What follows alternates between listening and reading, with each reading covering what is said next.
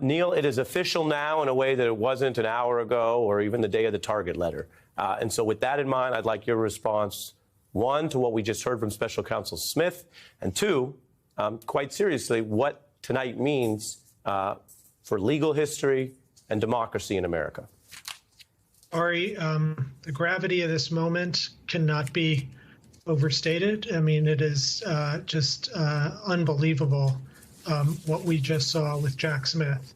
You saw a career prosecutor, someone charged with enforcing the law, say the former president of the United States and the current leading presidential candidate for one of the parties is charged for his role in trying to upend a free and fair election.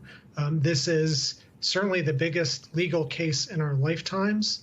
It is one of the biggest cases ever in the history of the United States. It is up there with Dred Scott. It is up there with Brown versus Board of Education because it goes to who we are as a people. And Jack Smith today did something to restore confidence in the rule of law in unimaginable ways. This is massive. Special Counsel Jack Smith just dropped a bombshell that could end Trump's legal defense and destroy his political future. We're talking about a 165-page court filing packed with evidence showing exactly how Trump tried to overturn the 2020 election, phone records, internal memos, witness statements from people in Trump's inner circle. All of it just got unsealed, and it's devastating. Now look, this isn't speculation anymore. This isn't political opponents making accusations. This is documented evidence presented in federal court. We've got FBI phone tracking from January 6th, campaign emails showing Trump was told he lost but decided to fight like hell anyway, aides testifying that Trump rejected every piece of advice, telling him to concede, and prosecutors are using all of this to argue that what Trump did wasn't official presidential business, it was a private criminal scheme to stay in power. If you're following these big developments and want to stay ahead of the headlines, make sure you hit that subscribe button. It really helps us keep bringing you sharp political breakdowns like this, because what Jack Smith just released isn't just damaging, it's potentially case-ending for Trump's immunity defense. So let me break down what we actually got. This 165-page brief is being called the fullest picture yet of Trump's alleged scheme to overturn the election. And it's not just prosecutors saying we think Trump did bad things. It's a detailed timeline with evidence backing up every claim, phone calls to state officials pressuring them to find votes, campaign strategy memos about sending fake electors to Congress, internal communications showing Trump knew the fraud claims were false, but pushed them anyway. This is the kind of evidence that wins criminal cases.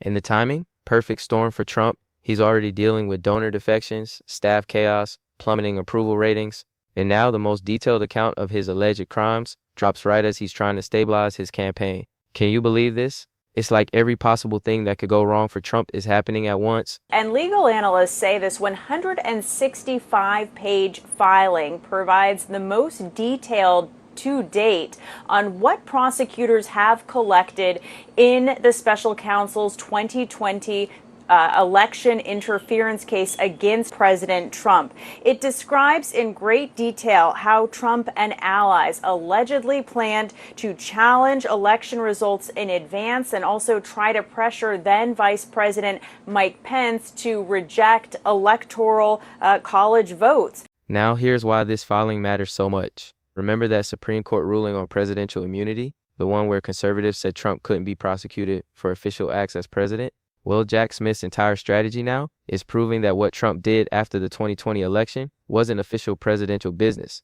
It was Trump acting as a losing candidate who wanted to stay in power. And if prosecutors can prove that, if they can show Trump was acting privately rather than officially, then immunity doesn't apply. He's just a regular defendant facing criminal charges.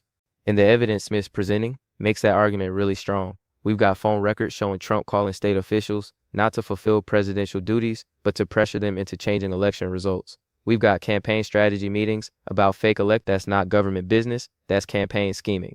We've got memos showing Trump's own lawyers told him the fraud claims were bogus, but he pushed them anyway for political reasons. All of that points to private conduct, not official acts, and that's deadly for Trump's legal defense.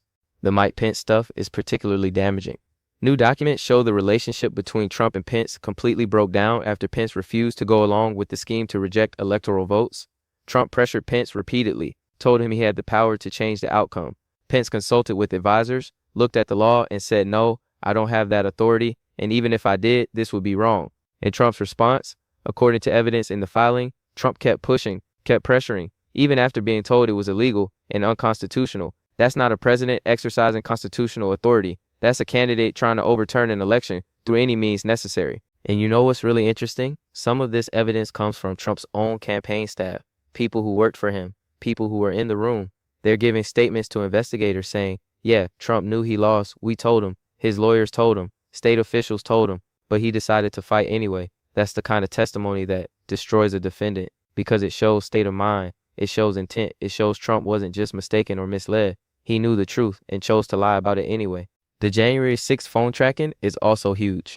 FBI records showing exactly where people were, who they were calling, what they were coordinating, and prosecutors are using that data to map out the entire scheme, who was talking to whom, when decisions were made, how the plan evolved.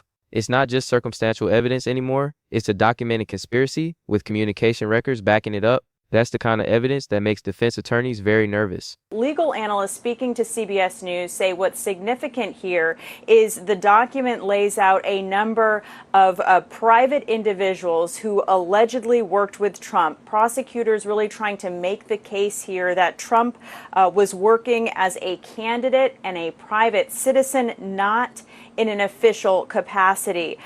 Special Counsel Jack Smith even writes that, quote, Trump's scheme was a private criminal effort. Now, Trump's team is obviously trying to downplay all this. They're calling it a hit job. They're saying it's politically motivated. They're arguing the evidence is taken out of context. But here's the problem with that defense. This evidence was presented in court under penalty of perjury with documentation. If it's false or misleading, Trump's lawyers can challenge it. They can present counter evidence. But just saying it's a hit job doesn't make the evidence go away. And courts don't care about political spin. They care about facts. And right now, the facts look really bad for Trump. The political implications of this are staggering. We're potentially looking at criminal trials happening during an election cycle. Trump might have to sit in a courtroom while also campaigning for president. His legal defense is collapsing just as his approval ratings hit historic lows. Donors are already fleeing, and now this evidence dump gives Democrats perfect ammunition for campaign ads. Trump tried to overturn democracy. Here's the proof. That's a devastating message, and is backed up by federal prosecutors with court filings to support it. Okay, so let's break down what actually happens next. Point 1, the immunity defense is probably dead, or at least seriously wounded. Jack Smith's strategy of proving Trump acted privately rather than officially is strong. The evidence supports it. And if the court agrees with that argument, Trump loses his main legal shield. At that point, the case proceeds to trial. Trump becomes a criminal defendant, facing serious charges for trying to overturn an election. And all the evidence we just talked about, that gets presented to a jury. And here's the thing about juries. They don't care about politics the way political bases do. They're instructed to look at the evidence objectively. And when you've got phone records, emails, witness testimony from Trump's own staff, that's compelling evidence. Defense lawyers can try to create reasonable doubt. They can argue context or intent, but the raw facts are really damaging. Trump knew he lost. He was told repeatedly. He pushed ahead anyway with a scheme to stay in power. That's not a complicated case. That's not ambiguous. That's pretty straightforward alleged criminal conduct. Point 2, the political damage from this is immediate and lasting. Every news cycle covering these revelations is a news cycle. Trump's not talking about his agenda or attacking his opponents. He's playing defense. He's explaining why evidence of his alleged crimes isn't actually that bad. And you can't win elections playing defense constantly. You need to be on offense. You need to be setting the narrative. But Trump can't do that when federal prosecutors keep dropping evidence bombs showing he allegedly tried to overthrow democracy.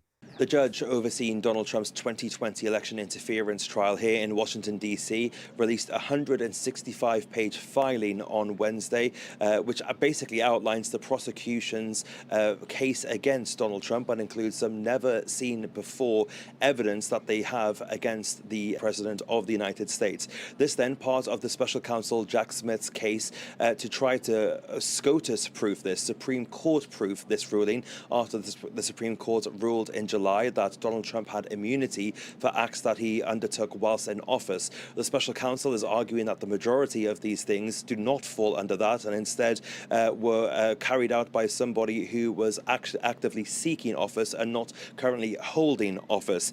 Those include a fact that Donald Trump was told that his claim about dead people voting in Georgia was false, but continued to push that narrative. It also includes an anecdote about the former vice President Mike Pence trying to convince Donald Trump that he lost the election. Before we wrap up, if you're finding this breakdown useful, tap like and drop a comment with your take.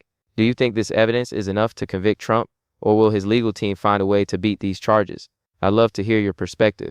And the timing couldn't be worse for Trump. He's already hemorrhaging donors. His approval ratings are in the toilet. Staff morale is terrible. And now this. It's not one crisis. It's a compounding series of crises that feed off each other. Bad polls make donors nervous. Donor exodus makes staff panic. Staff panic leads to leaks. Leaks create more bad news coverage. And now you add federal prosecutors releasing evidence of alleged crimes. That's a death spiral. That's how campaigns completely implode. Point 3. What this means for the 2024 election is huge. If Trump's facing criminal trial during the campaign, that's unprecedented. How do you campaign while also sitting in a courtroom defending yourself against charges you tried to overthrow democracy? How do you fundraise when legal bills are eating up your campaign budget? How do you win swing voters when prosecutors are presenting evidence of your crimes on national television? The logistics alone are nightmares for Trump's campaign, and Republicans down ballot are panicking.